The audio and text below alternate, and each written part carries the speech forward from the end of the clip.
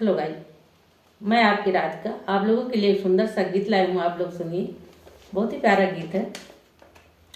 आजकल के फैशन में दुनिया दीवाना है, तो एक पति अपनी पत्नी का इच्छा रखने के लिए, अपने फैशन को शौक को पूरा करने के लिए वो परदेश गया है। तो देखिए क्या लेने के लिए गया है वहाँ पे। आप गाना सुनेंगे तभी पता चलेगा, आप पूरा गाना सुनेंगे तभी आनंद आएगा। गाना स्किप मत करना, आप लोग पूरा आनंद लीजिए गाने का। और देखो कि वो पति अपनी पत्नी के लिए क्या चीज लेके आता है,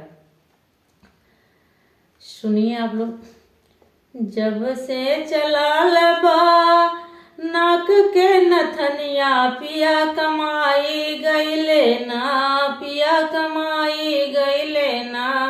यही नथनी के करनवा, पिया कमाई गईले ना। यही नथनी के करनवा, पिया कमाई गईले ना। चिट्ठिया न भेजे नाही एकहू संदेशवा, पिया सपनवा भइले ना, पिया सपनवा भइले ना।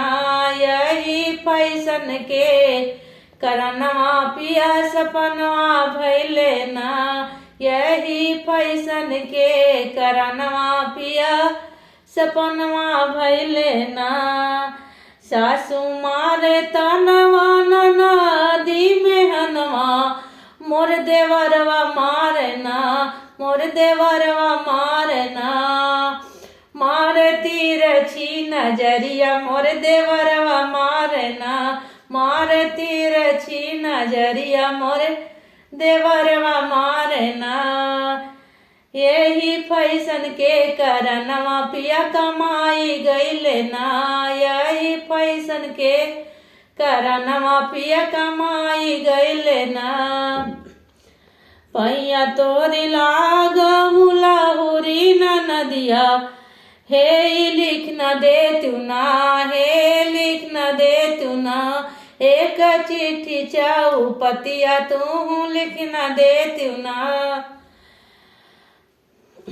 आगी लागे नाथनी, आगी लागे फैशन, हो कि लौटी औते ना, हो कि लौटी औते ना। पिया जाई परदेसवा, हो कि लौटे औते ना। नाही सहाय तन में हनवा, हो कि लौटी औते ना। नाही सहाय तन में हनवा, हो कि लौटी औते ना। यही फैशन के करनवा, पिया कमाई गईले ना। यही फैशन के करनवा, पिया कमाई